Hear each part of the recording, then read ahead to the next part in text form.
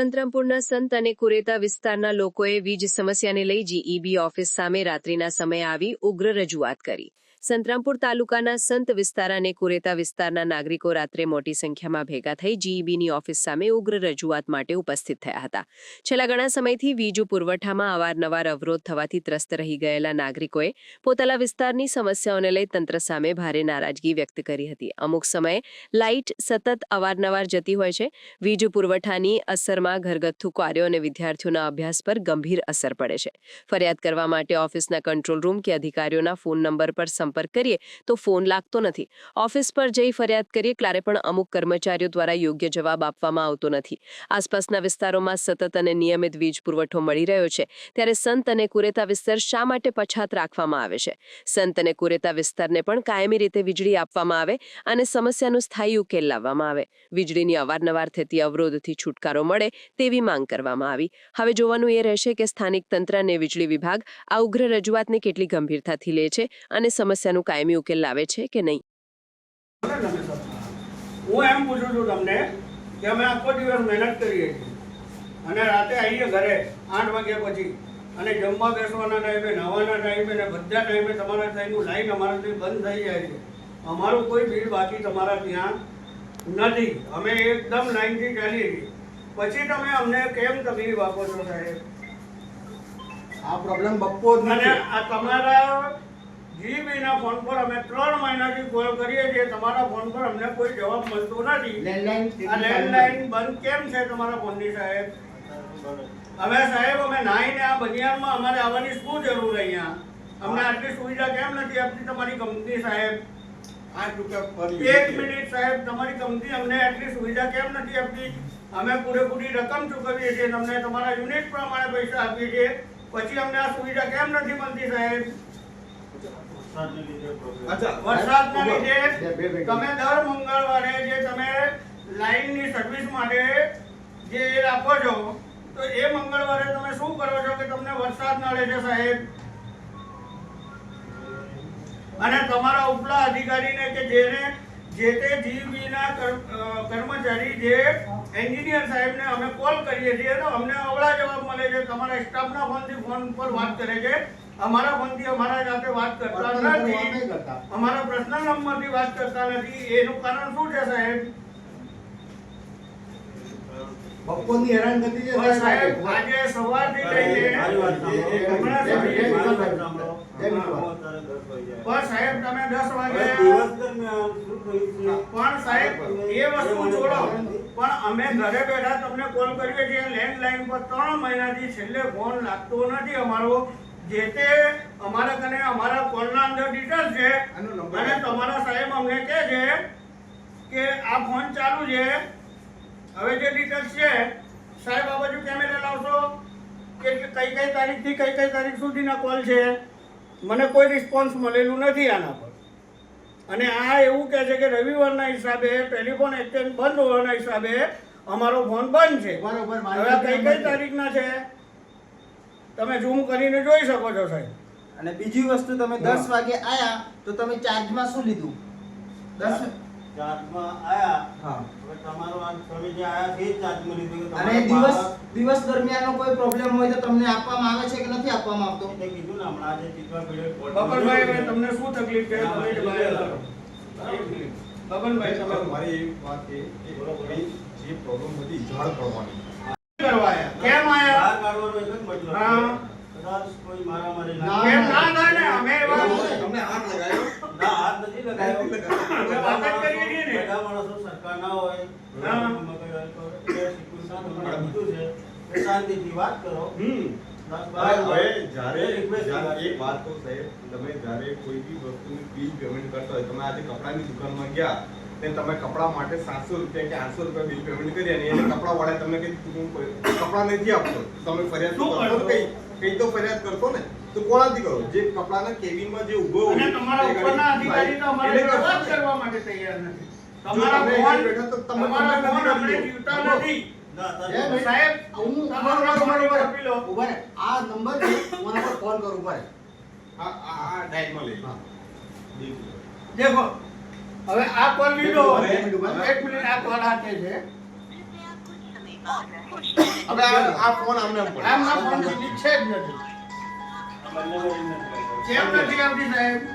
3 મહિનાથી અમે હેરાન થઈએ છીએ એટલે કોલ કરીએ છીએ મારો કોલ આવતો જ નથી. હા, બિલ પેમેન્ટ કરેલું છે, પણ આ વરસાદને લીધે કંઈ વાર કપાઈ ગયો એવો પ્રોબ્લેમ 3 મહિનાથી બંધ છે સાહેબ. આ ડબલું ચાલુ છે. ધવલભાઈ, તમે કહો. આ ફોન ચાલુ છે. શું નામ સર આપનું? મંગળવારે આખો દિવસ આપવામાં આવે છે. જેપી ડામોર. આપનો હોદ્દો sir? Electric assistant assistant. Sir આ ઉપર શેની કામગીરી ચાલી રહી છે? એ જમ્પરની ચાલે. જમ્પરની કયું ફીડર લાગ્યા? એ ચિત્વા જે જીવાય ચાલે.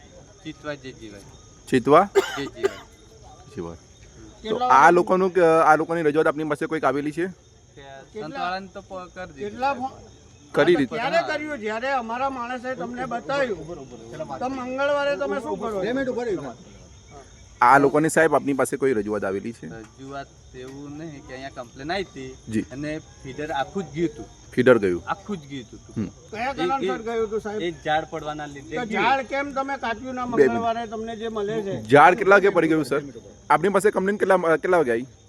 કમ્પ્લેન એટલે હું અહીંયા આવ્યો ને હા. આમ કમ્પ્લેન લખાવા આવ્યા એટલે સંત બાજુનું ભાઈ ડીમ હેમ એટલે હું અહીંયા કમ્પ્લેન પેલા ભાઈ લખતા હતા. કમ્પ્લેન લીધા વગર હું સ્થળ પર થઈ જોવા માટે આપની ડ્યુટી નાઇટમાં છે કે દિવસમાં? નાઇટની નાઇટની. કેટલા વાગ્યાથી લઈને કેટલા વાગ્યા સુધીની?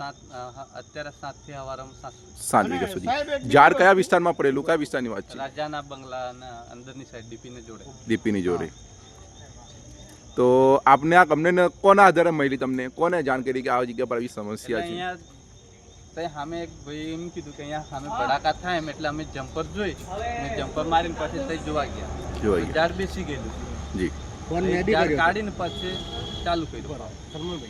અને એક બીજી વાત, આ સવારે 10 વાગ્યાથી લઈને 3 વાગે લગીની લાઈટ ગઈ હતી, બરોબર? એ બી આ ઝાડ ઝાડ પડવાના કારણે આજે સવારની વાત 10 વાગ્યાથી લઈને 3 વાગે લગી લાઈટ ગઈ હતી. તો એ 5 કલાક તમે શું કર્યું? એ 5 કલાક કેમ લાઈટ નાઇટમાં આવ્યો. સારું તમે નાઇટમાં આવ્યા સાહેબ. આ બી સવારની વાત. સર આજે એક મિનિટ સવારે. એક મિનિટ એ જ ઝાડ પડવાના, તેને જ ઝાડ પડવાના. બબલભાઈ તમે હમણાં આવ્યા ને રાતે.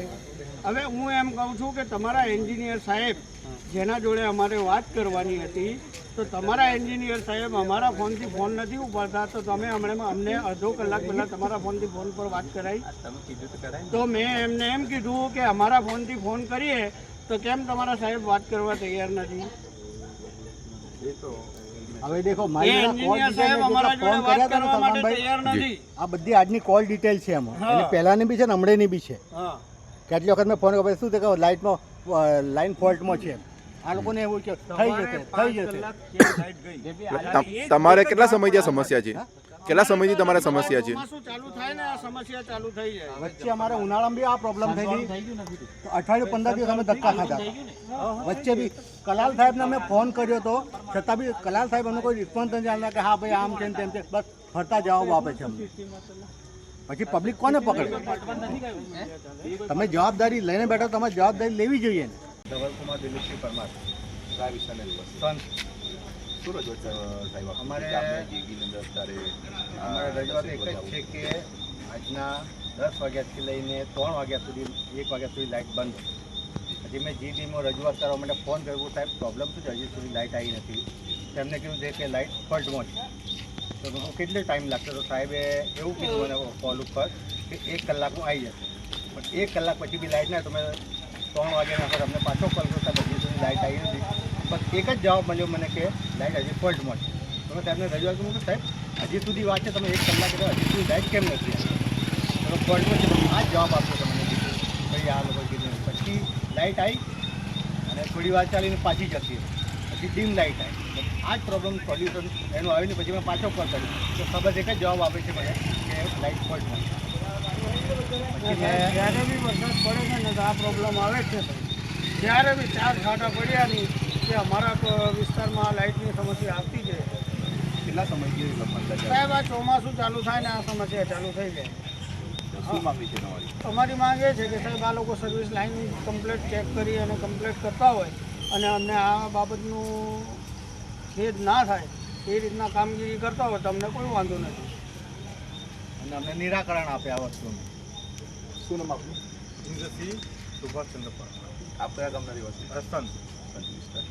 આ બાબતે બે વસ્તુ આપ શું કહેશો?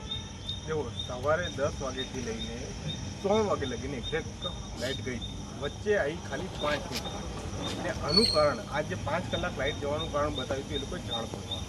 હવે એ જ કારણ એઝ ઇટ ઇઝ આ લોકો બતાવે હમણાં સાંજે 7 વાગ્યાથી લઈને જે હમણાં લગીને જે લાઇટ ગઈ એનો માટે બી એ જ કારણ બતાવે કે ઝાડ પડે.